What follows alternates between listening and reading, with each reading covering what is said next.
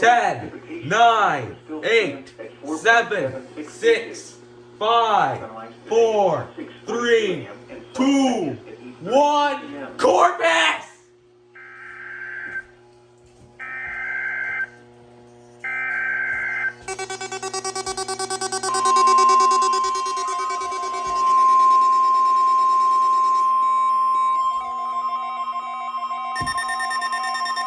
This is a test of the National Weather Service NOAA Weather Radio Warning Alarm System.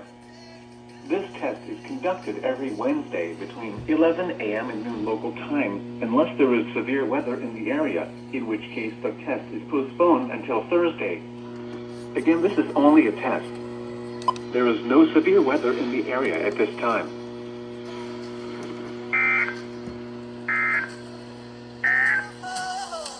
Here are the 10 a.m. South Texas weather observations. Watch this.